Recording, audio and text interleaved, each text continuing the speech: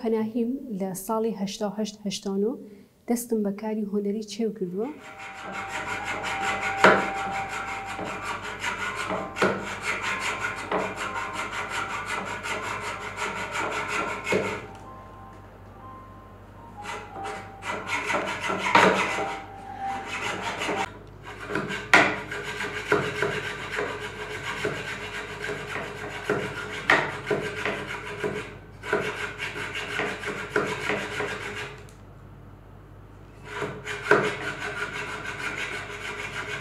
لە زەمینی مۆڕق، مونەبەت، پەیکەرتەراشی و هەروەها سوختنگاری لە قاڵبی تابلو و پەیکەرتەراشیدا پێشتر زەمینەی هۆنەریم نەبووم، بەڵام دوورادوور ئاشنایم هەبوو بە هۆنەر، چۆن لە شارێکە لەدایک بووم بە هۆنەرەوە دەناسرێت لە زەمینەی ئەدەبیاتە، موسیقی، خەتاتی و هەروەها پەیکەرتەراشی. ئەمەشە بوو بە هۆکارەوەی کە پاڵ پێوە بنێت بۆ ئەوەی کە هۆنەری چێو فێر ببم. چێو بۆ خۆی دنیایەکی قوڵ و بەرفراوانی هەیە لە بواری زانستی و پەیوەندیدا، بۆ نمونە تەنەوەعی بافتەکانی و ئەنواع چێوەکانی هەر کامێن و جیاوازیان لەوەی تری هەیە. بۆ نمونە چێوی گوێز هەر لە قاوەی ڕۆشنوهەیەتی حتا تیرە، هەندێک جارش هەیە بربەڕەشبوون دەچێت، بۆ کاری خەتاتی دەبێت، بۆ کاری پەیکەرتەراشی دەبێت، مۆنەبەت دەبێت، موەڕەق دەبێت. بۆ نمونە چێوی هەرمێ هەیە، ئینعتاف پەزیرە نەرمە، بۆ کاری پەیکەرتەراشی دەبێت. چێوی ئابنووس هەیە، ڕەشە، دەڵێن کە زیاتر لە هێندا شین دەبێت. چێوی ئەقاقیا هەیە، کەسکە. چێوی کرات هەیە، سوورەتیە. چێوی سۆرخرەک هەیە، سوورە.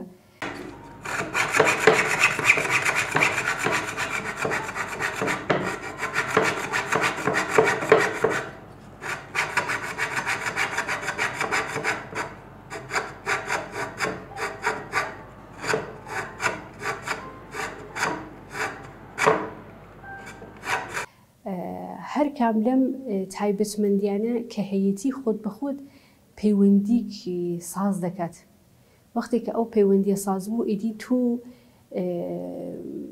بەرەو قۆناغێک دەبات کە لەدایک دەبێت یان شین دەبێت. ئەو سلسلە قۆناغانە کە تۆ تێدەپەڕێنیت و کە لەو کاتێککە شین دەبێت حتا ئەو کاتێک کە تێتە بەردەستیتەوە و تویش بەرهەمێک ساز دەکەی، ئیدی خۆت بە خۆت واتادار دەبێت.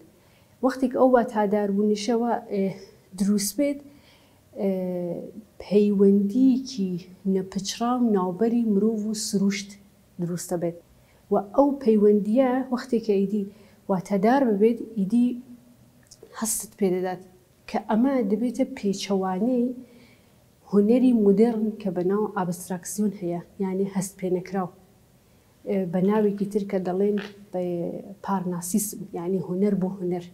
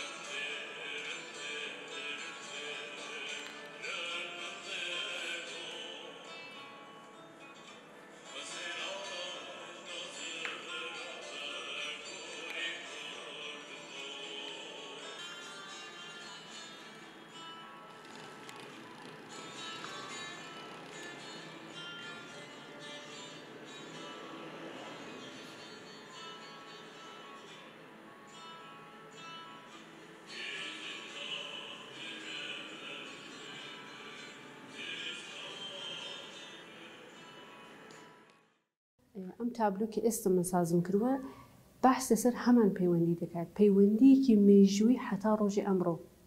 ژنانێک کە هەر لە سەرەتایی کۆمەڵایەتی بووندا تێکۆشان لە پێناو ناسنامە، تێکۆشان لە ناو کۆمەڵایەتی بووندا حتا ڕۆژی ئەمڕۆ هاتووە.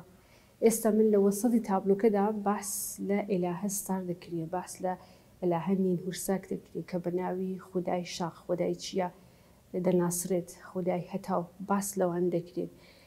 دێنە مێژوویەکی نزیکتر، مەرزی ئەحمەدی ئوسکوی لە ساڵی 1324 لە ئوسکوی ئازەربایجان لەدایک دەبێت، معەلم، شاعر، نووسەرە و یەکێک لە ئەندامانی ڕێکخراوەی چریکانی فەدایی خەڵقە ڕێکخراوەیەکی سیاسی و نظامی بوو کە لە بەرامبەری ئەمپریالیزم و هەروەها ڕژیمی کات پەهلەویدا شەڕ و تێکۆشانیان کرد و لە ساڵی 1353 شەشی گوڵان دەچێت بۆەوەی کە یەکێک لە هاوڕزمانی لە کەمینی ساواک ئاگدار بکاتەوە دەکەونە شەڕدا لەگەڵ ساواک لە ئەنجامدا گیانی بەختەکات.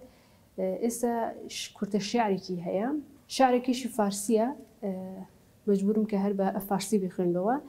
حقیقت از ستارگان فروزانتر، از آن هم نزدیکتر است. چشمانمان که توان دیدن ستاره را دارند، چگونه ممکن است حقیقت را در نیابند؟ ئێستاش تینە مێژوویەکی نزیکتر ساڵی 1333 لە کابولی ئەفغانستان مینا کشوەرکەماڵ لەدایک دەبێت.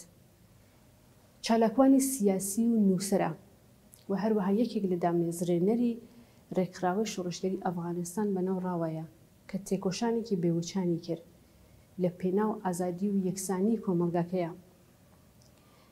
لە ساڵی 1365دا لە کوێتەی پاکستاندا تێرۆر دەبێت. کورتە شعرێکی بەکارم هێناوە لە ناو تابلۆکە، ئەویش دەخوێنمەوە بەناو ئەوەی کە هیچ کات ناگەڕێمەوە. من زنم که دیگر بیدار گشتم، از خاکستر اجساد سوخته کودکانم برخاستم و طوفان گشتم. از جویبار خون برادرانم سر بلند کرده‌ام، از طوفان خشم ملتم نیرو گرفته‌ام. از دیوارها و دهکده‌های سوخته کشورم نفرت به دشمن برداشته‌ام. حالا دیگر مرا زار و ناتوان مپندار هموطن. من زنم که دیگر بیدار گشتم، راه خود را یافته‌ام و هرگز بر نمیگردم. کاتێکە لەناو ئەم مێژووە هەنگاو دەنین دەگەین بە وتاری کەتمانی حقیقەت و ئالتەرناتیڤی و ژیان یان ناتژین یان دەبێ واتادار بژین. ئەم وتارە ئەمانگەینێت بە مێژووێک 1402 مانگی گوڵان. بەخشان عەزیزی و وریشە مرادی لەلایەن سوپای پاسداران و ڕفێندران و هەتا ئێستاش لەژێر شکنجە سوپای پاسداران بوون، حکمی سێدارەیان سادر بووە.